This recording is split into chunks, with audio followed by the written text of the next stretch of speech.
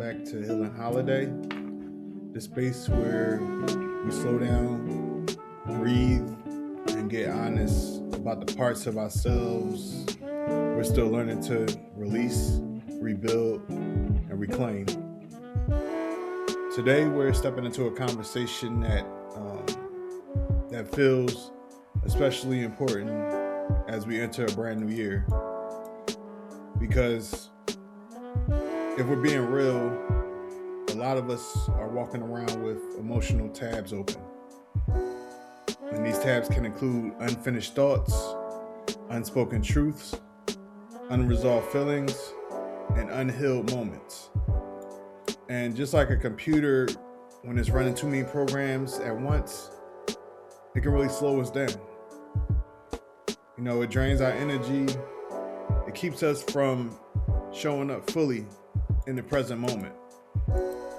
So today, I'm talking about how to gently close these emotional tabs and not closing them with pressure and not with guilt, but with intention, clarity, and compassion.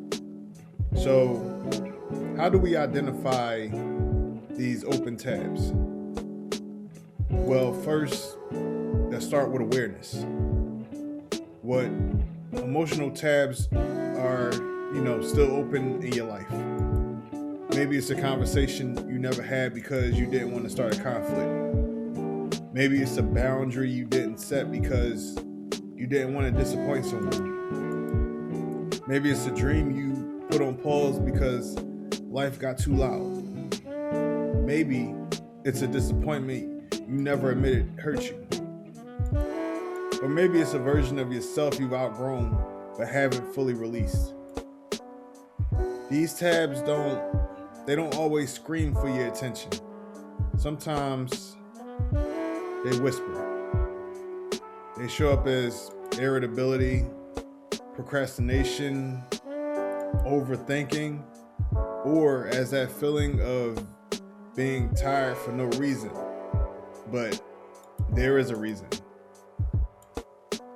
The reason is your spirit is carrying weight that was never meant to be dragged into a new season. So now you must consider closure.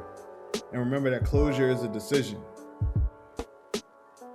So here's something that many of us don't hear enough of. Closure doesn't always come from another person. Sometimes closure is a decision that you make with yourself. You don't need every apology. You don't even need every explanation. You don't need every situation to make sense. Sometimes the most powerful thing you can say is, I'm done carrying this. I release this version of me. I choose peace over clarity. Because remember, healing isn't about rewriting the past. It's about reclaiming your energy for the future. And sometimes the closure you're waiting for is actually waiting for you. So this leads to letting go of emotional clutter. Think about your emotional life as if it was a home. You can't bring in new furniture if the old stuff is still blocking the doorway. So think about what emotional clutter needs to be cleared. Maybe it's guilt you've been holding on to for too long. Maybe it's resentment that's been sitting in a corner collecting dust. Maybe it's the pressure to be everything for everyone. Maybe it's the habit of shrinking yourself to keep the peace. Now, letting go doesn't mean pretending it never happened. It means acknowledging it, honoring what it taught you, and then choosing not to let it take up space anymore. You deserve a clean emotional room to walk into this new year. So remember that the new year isn't magic. The shift, it doesn't happen just because the calendar flips. The shift happens because you decide to create space. You decide to show up differently. You decide to stop repeating cycles that drain you. And you decide to stop giving energy to things that don't pour back into you. Ask yourself, what do you want to feel in this next season? Sorry about that. What do you want to attract? What do you want to become? And then ask the harder question. What do I need to release in order to make room for that? And this is how you step into a new year with intention instead of being on autopilot. So now, as you enter this new year, I want you to choose one emotional tab to close. Not all of them, not everything at once. Just one. Maybe it's forgiving yourself.